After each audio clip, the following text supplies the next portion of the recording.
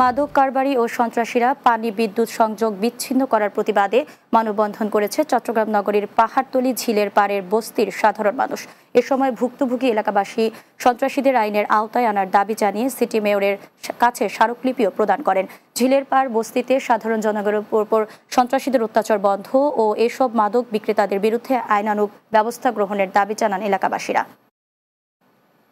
চট্টগ্রামের বোয়ালখালী উপজেলার নজর মোহাম্মদ গোষ্ঠীর পৈতৃক কর্মস্থান নিয়ে অপপ্রচার, ইতিহাস বিকৃতি ও ধর্মীয় অনুভূতিতে আঘাতের প্রতিবাদে সংবাদ সম্মেলন করেছেন চরণদ্বীপ নজর মোহাম্মদ সমাজের এলাকাবাসী।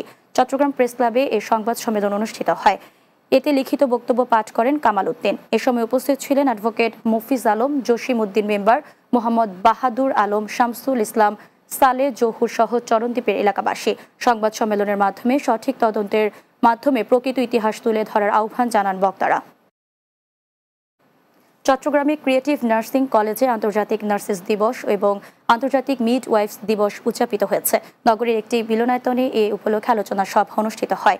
ক্রিয়েটিভ নার্সিং কলেজের অধ্যক্ষ মোহাম্মদ ইমাম হুসাইনের সভাপতিত্বে এতে প্রধান অতিথি ছিলেন কলেজের প্রতিষ্ঠাতা মোহাম্মদ ওসমান। সভায় কিনোট স্পিকার হিসেবে উপস্থিত ছিলেন ইউনিভার্সিটি অব ক্রিয়েটিভ টেকনোলজির ভাইস চ্যান্সেলর বীর মুক্তিযোদ্ধা প্রফেসর জাহিদ হোসেন শরীফ। চট্টগ্রামের নাসিরাবাদ ওশখাইডিরি নুরিয়া বিশু দরবার শরীফ প্রাঙ্গণে দিনব্যাপী ফ্রি মেডিকেল ক্যাম্প অনুষ্ঠিত হয়েছে। হজরত খাজা শাহ নূর দরবেশ মাওলা রহমতুল্লাহ আলাইহির ওরস শরীফ উপলক্ষে এ বিশেষ আয়োজনে চিকিৎসা সেবা দেওয়া হয়। পাক পঞ্জেতন রজা নুরিয়া সুন্নিয়া ট্রাস্টের আয়োজনে চিকিৎসা সেবা পরিচালনা করেন দরবার শরীফের সজ্জাদানশীন শায়েক মোহাম্মদ মঈনুদ্দিন নুরি সিদ্দিকী আল কুরাইশি।